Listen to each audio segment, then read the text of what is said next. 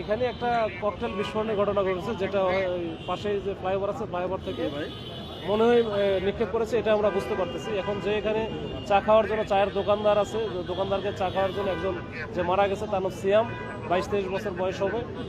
তো সে এখানে দাঁড়ায় ছিল, তো হুট করে একটা শব্দ হয়, প্রচুর পরিমাণে ধোঁয়া এখানে উৎপন্ন হয়। এরপরে তো দেখে যে সে পড়েছিল। আসলে ওই ককটেল বা ককটেল জাতীয় যে দ্রব্যটা, এটা তার মাথার উপরে পড়ার কারণে, মাথায় বাস্ট হওয়ার কারণে এই ঘটনা ঘটেছে বলে আমরা ধারণা করতেছি।